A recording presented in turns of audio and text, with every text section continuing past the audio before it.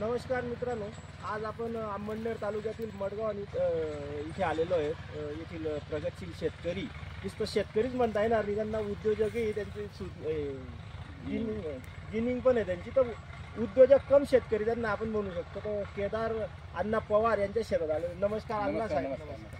तर आज आपण त्यांच्या ते बऱ्याच दिवसापासून सूळबाबूड लावतायत, तर त्यांचे सूळबाबूड शेतीविषयी आपण विचार जाणून घेणार आहोत। तर अण्णा, ही जी तुम्ही सूळबाबूड शेती केलेली आहे, ही किती एकरवर लागवड केलं तुम्ही? ही आता 8 एकरवर केलेली आहे। 8 एकरवर काय अंतरावर लावली अण्णा? ही 6 बाय 2.5 6 बाय 2.5 वर लावलेलं आहे।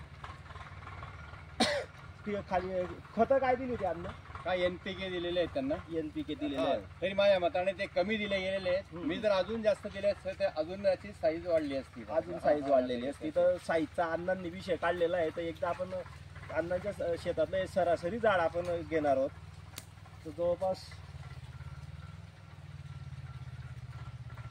सरासरी याचं जवळपास 34 सेंटीमीटर याची आलेलं आहे, गर्थ आलेलं आहे। आणि याची उंची तुम्ही पाहू शकता, जवळपास 10 ते 12 मीटर झाडाची उंची झालेली आहे।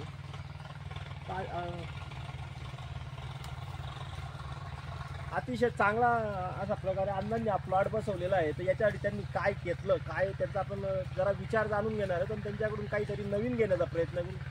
तर अण्णा, हे जे तुम्ही सूळबाबूड शेतीकडे कसे वळले, याच्याबद्दल आमच्या शेतकऱ्यांना 2 शब्द सांगा। आज चालूची जरी परिस्थिती आपण पाहिली, एक आसमानी आणि एक सुलतानी असे 2 प्रकारचे संकट प्रत्येक शेतकऱ्यावर आहे। बरोबर बरोबर।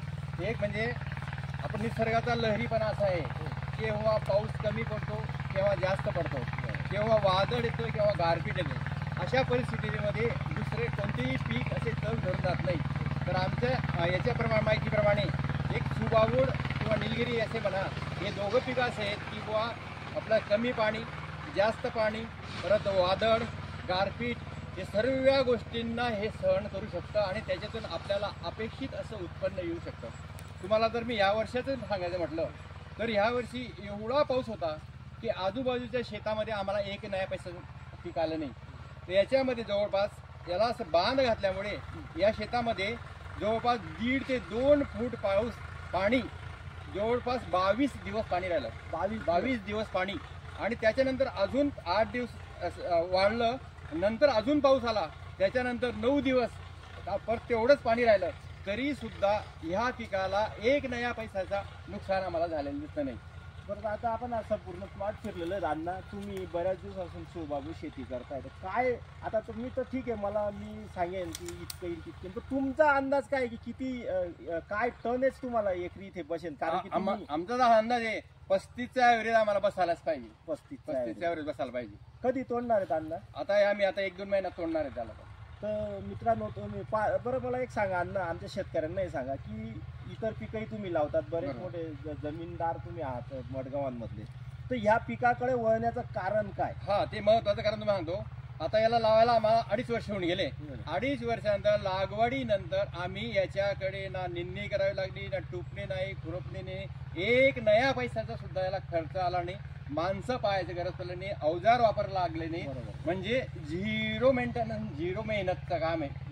म्हणजे एकदा लावलं गेलं, व्यवस्थित त्याची वाढ झाली, त्याला तुम्ही व्यवस्थित 6 महिन्यापर्यंत त्याचा जोपासा, नंतर फक्त पाणी त्याला देत राहा। उन्हाळ्यात त्याला पाण्याची कमतरता पडू नका। जेवढं तुम्ही व्यवस्थित पाण्याचं त्याचं नियोजन करणार, तेवढं तुम्हाला याचं उत्पन्न वाढलेलं दिसेल। फक्त याच्यामध्ये तुम्हाला एकच मी सुधारणा सांगू इच्छितो अन्न, की जर माती लावली असती तर काय वाटतं तुम्हाला? माती लावल्याने सुद्धा तुम्हाला एक उत्पन्नामध्ये तुम्हाला अजून फरक जाणवला। तर आपण बऱ्याच ठिकाणी पिकांना जर माती लावतो ना, तर त्याचा आपल्याला फायदा हा दिसतोच। आता आम्ही तिकडे बाजूला 8 एकर निलगिरी लावली आहे। त्या निलगिरीला आता आम्ही ती जवळपास 8 महिने झाली आहे, तिला आता रोटा करून आम्ही माती लावणार आहे त्याला झाडांना। माती लावल्याचा फायदा हा दिसतो, एक झाड पडत नाही आणि उत्पन्न पण वाढून जातं। तर मित्रांनो, अण्णांचं 8 एकर तर इथे सूळबाबूड लागवड केलेलीच आहे। तुम्ही खाली पाहू शकता की खाली जे तुम्ही खाली पाहाल तर पूर्ण जो झाडाचा काडी कचरा आहे तो पडून इथे पूर्ण खत तयार झालेलं आहे। म्हणजे यांना खतही नंतर देण्याची, आणि नंतर तुमची आपली जमीन एवढी सुपीक होती याच्यामुळे की जेवढा तुमच्या शेतामध्ये वेस्टेज म्हणजे जे कोणतेही पिकाचं आपण जे पीक घेतो त्याची जी काडी कचरा जी काही घाण असते जी शेतामध्ये पडते त्याच्यापासून जे खत तयार होतं आणि जमीन सुपीक होते आणि जमिनीचा कर्ब हा वाढतो। असा कोणताही खत नाही त्याच्याने एवढा तुमचा जमिनीचा कर्ब वाढेल। परंतु ह्या पाला पाचोळ्या काडी कचऱ्याने जो जमिनीचे पोत सुधारते आणि कर्म वाढतं, तो एक शेतकऱ्याला अजून फायदा आहे त्याचा. बरोबर. तर मित्रांनो, जवळपास अण्णांची 8 एकर सुळबाबूळ इथे लागवड केलेली. एक 8-15 दिवसात आपण कटाई करणार आहेत. जरा रस्त्याचा प्रॉब्लेम आहे, तर अण्णा ते JCB लावून करतायत. 1-15 दिवसानंतर शेतकऱ्यांच्या भेटी या आपल्या ज्या सुळबाबूळ शेतीचं जे YouTube चॅनल आहे त्याच्यावरती आपण शेतकऱ्यांच्या भेटी म्हणून हा जो एक चालू करतोय पायंडा, तर त्याच्यावरती आपण याचं तर तुम्हाला 15 दिवसानंतर जेव्हाही कटिंग चालू होईल, कटिंगच्या वेळेसही आपण एक व्हिडिओ बनवू. कटिंग झाल्यानंतर किती उत्पन्न आलं त्याच्यावरही आपण एक व्हिडिओ बनवू. आणि 15 दिवसात एक माती लागून जाईल का निलगिरीला आपल्याला? हा, निलगिरीला एक 8 एकर अण्णांनी निलगिरी लावलेली आहे. निलगिरीचा प्लॉटचाही आपण एक व्हिडिओ बनवून टाकणार आहेत आपल्या चॅनलवरती. करतो लगेच 2 मिनिटात करतो. पण जरा करतो लगेच. अण्णांचा शेतामध्ये आपण पाहत होते. तर 15 दिवसानंतर मी ते खाली कमेंटमध्ये अण्णांचा नंबरही देणार आहे. तुम्ही अण्णांशी चर्चा करा. कधी तुम्ही मडगावांना या, कोणालाही तुम्ही नुसतं अण्णा सांगितलं तरी अण्णांना ओळखतात. पंचक्रोशीत प्रख्यात असं व्यक्तिमत्व आहेत अण्णा.